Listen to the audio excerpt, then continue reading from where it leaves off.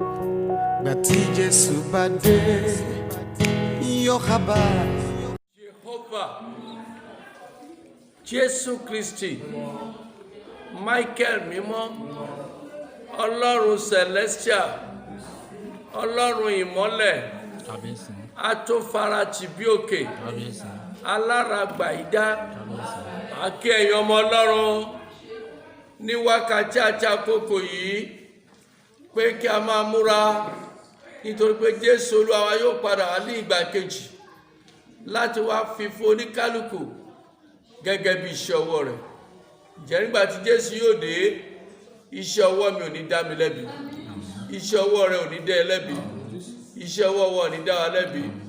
Agbára tá a fi ṣiṣẹ́ òtítọ́ dé bíbọ̀ Jésù Kristi ní ìgbà kejì láti fi ògo ọ̀run ọ̀fáyé rí, ayọ̀ Olúwa yóò farahàn, májẹ̀mú Olúwa yóò bá wa gbé. Gbogbo agbára ìrọ́kẹ̀kẹ̀ àti ogun Olúwa yóò gbé wa borí. Àánú rẹ̀ ò ní fi wá sílẹ̀. Àwa láò ṣẹ́gun kòró, kòró ò ní ṣẹ́gun wa. Jésù Olúwa wa.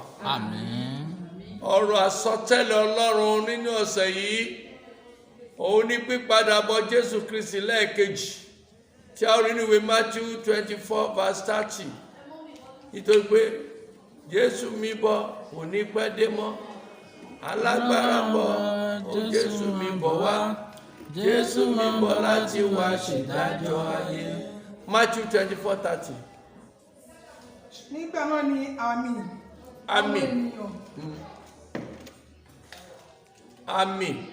àmì náà láti farahàn yìí. Nígbà náà ni àmì ọmọ ènìyàn yóò sì fi ara hàn ní ọ̀run. Yes. Nígbà náà ni gbogbo ẹ̀yà ayé yóò káàánú. Yes. Wọ́n sì rí ọmọ ènìyàn tí yóò máa ti ojú ọ̀run bọ̀. Yes. Tí òun ti agbára àti ògo ńlá. Bẹ́ẹ̀ni. Yóò sì rán àwọn áńgẹ́lì rẹ̀. Àti àwọn tí ohun ìpè ńlá. Bẹ́ẹ̀ni. Wọ́n sì kó gbogbo àwọn àyànfẹ́ rẹ̀ láti orí igun mẹ́rẹ̀ẹ̀rin ayé jọ. Láti ìkángun ọ̀run kan lọ dé ìkángun ìkejì. Ó ti tó. Ìyẹn ni pé Jésù ń bọ̀. Bíbọ̀ rẹ̀ ní àpẹẹrẹ tí a ń rí yìí. Ìlú ò rọgbá, orílẹ̀-èdè ò rí sinmi, gbogbo àgbáyé ń dààmú nítorí pé Jésù ò tíì dé. Ní ọjọ́ tí Jésù bá dé ní olúkúlùkù ayé ò gba òmìnira láti mú wa kó nínú làálàá àti òṣì ayé yìí kí a lè bá jọba, nítorí pé ó ń bọ̀ wá ṣe ìdájọ́ ayé.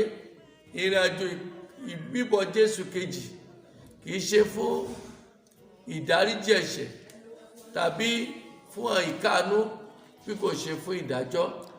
Iṣẹ́ ọwọ́ wa ò ní dá wa lẹ́bi. Iṣẹ́ Àpọ́sítélì orí kìíní ẹsẹ̀ 11 òun náà sọ̀rọ̀ lórí bíbọ̀ Jésù. Tí wọ́n sì wí pé ẹ̀yin ará Gálílì, èṣe tí ẹ fi dúró tí ẹ wo ojú ọ̀run? Jésù náà yìí tí a gbé sókè ọ̀run kúrò lọ́wọ́ yín yóò padà bẹ́ẹ̀ gẹ́gẹ́ bí ẹ ti rí i tí ó lọ sí ọ̀run. Yóò padà bẹ́ẹ̀ gẹ́gẹ́. Ìgbà tó máa dé là fi hàn ẹnikẹ́ni. Ìgbà tó máa dé ni a ò tí ì sọ fún mi àti rẹ. Ṣùgbọ́n ìrẹ́ aláìgbàgbọ́ tí ò ń retí pé irọ́ ni ní ìgbà Nóà náà gbọ́ nìyẹn. Ṣùgbọ́n títí di ìgbà tí àkókò náà dé tí kíkún omi bo orílẹ̀-èdè náà tó mọ̀ wípé Ọlọ́run kì í sọ̀rọ̀ kó má múṣẹ.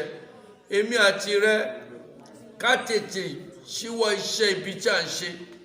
Ìrẹ́ aláwo, ìrẹ́ onímùlẹ̀, ìrẹ́ olókùnkùn, gbogbo rẹ̀ ni Jésù yóò parun ní bíbọ̀ ìkejì láti fi ọkàn fún àwọn olódodo tí ó gbẹ́kẹ̀lé fún oore ọ̀fẹ́ ìgbàlà, ayọ̀ pípé Ọlọ́run nínú ayọ̀ rẹ̀. Ayọ̀ Ọlọ́run ò ní dópin láyé wa. Daniel chapter 7 ẹsẹ̀ 13 sí 14 ó bá ẹ sọ̀rọ̀. Mo rí ní ìran òru. Ó rí ní ìran òru. Sì kíyèsí. Àwọn tó wà nínú Olúwa àwọn ẹṣẹ láti mọ̀ wípé àwọn tó bá Ọlọ́run rìn, àwọn tó bá Ọlọ́run dọ́gba, àwọn ní òṣògo ìkẹyìn nígbà tí ìfarahàn rẹ̀ bá dé.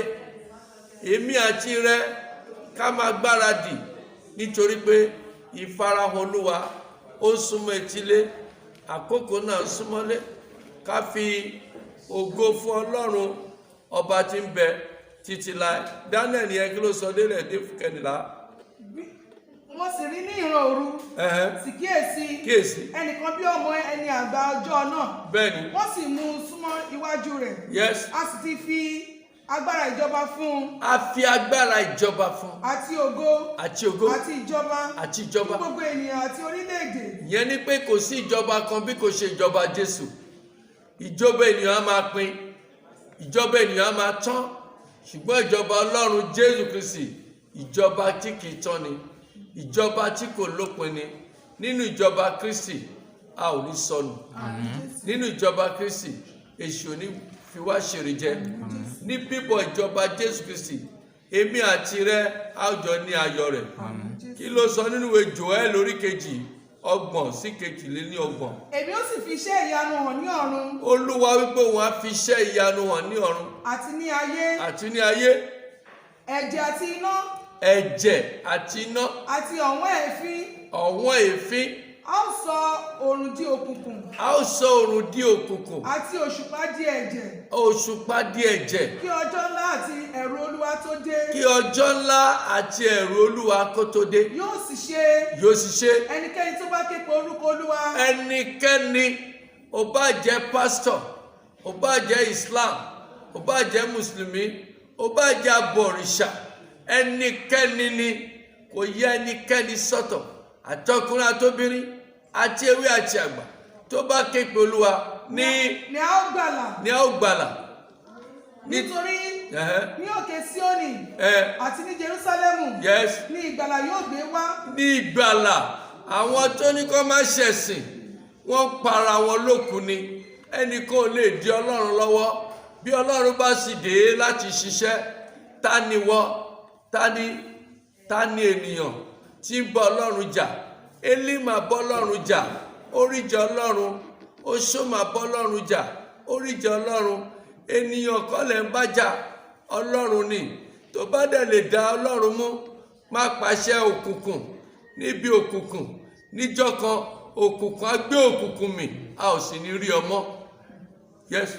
Bí Olúwa ti wí. Bí Olúwa ti wí. Àti nínú àwọn yòókù. Tí Olúwa yóò pè. Tí Olúwa yóò pè. Àwọn tí ó múra, tí wọ́n tí jẹ́ kí wọ́n jáde.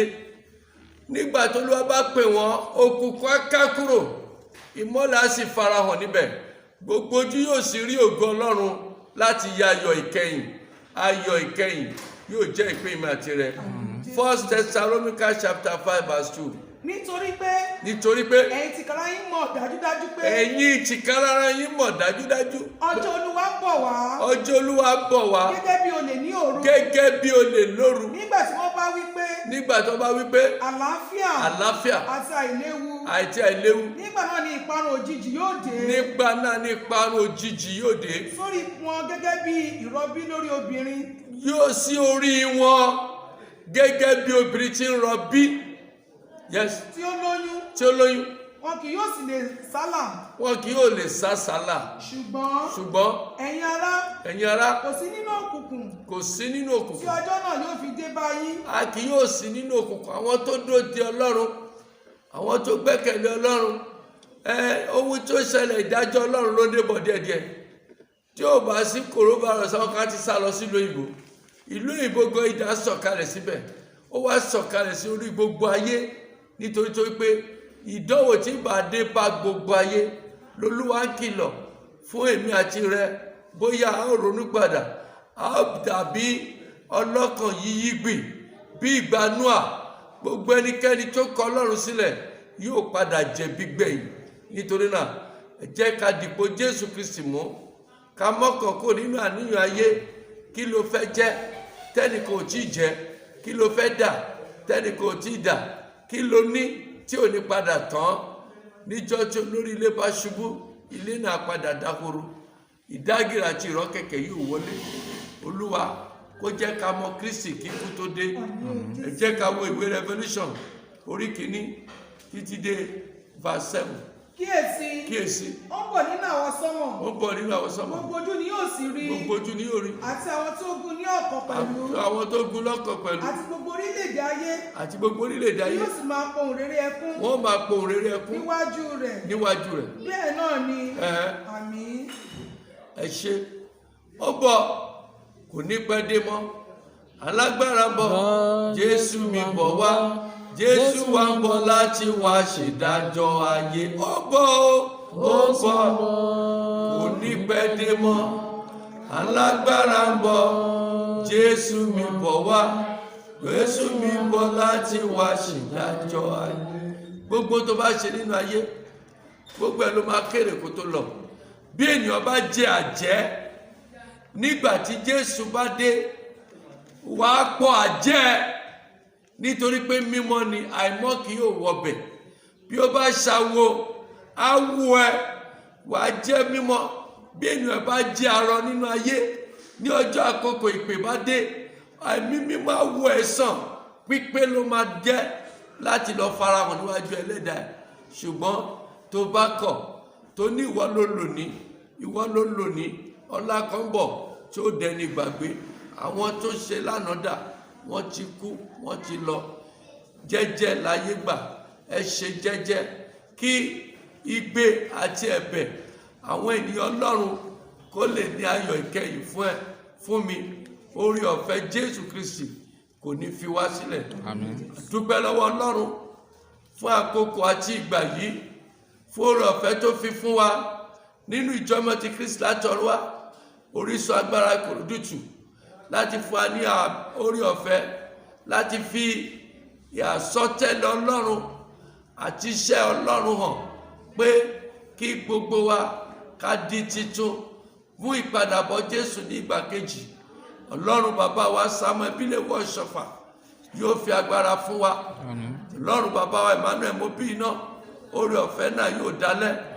Agbára àti orí ọ̀fẹ́ ìjọ mímọ́ yóò kárí orí kọ̀ọ̀kan wa. Gbogbo àwọn alábàáṣiṣẹ́ pẹ̀lú bàbá Mobina Olúwa kó dì wọ́n mú kó gbin ìbẹ̀rù àti òtítọ́ sínú ayé orí kọ̀ọ̀kan wa àti ewé àti àgbà, ọkùnrin obìnrin ọmọdé àti àgbà. Orí ọ̀fẹ́ rẹ̀ kò ní dópin. Fi bàbá wa alábàáṣiṣẹ́ bàbá Emmanuel Mobina Solomon Gbóyèga Ọ̀ṣọ́fà Olúwa kó gbèrò, Olúwa kó dì mú, Olúwa kó dì mí mú, Olúwa kó dì wá mú. Kájọ ní àṣepẹ́ nínú ìpadàbọ̀ Kristi. A ò ní dẹni ìtanù kí orí ọ̀fẹ́ Jésù Kristi kó máa bá gbogbo àgbẹ̀ láé àti láéláé. Ọ̀pọ̀ ìgbàgbọ́ ló máa ti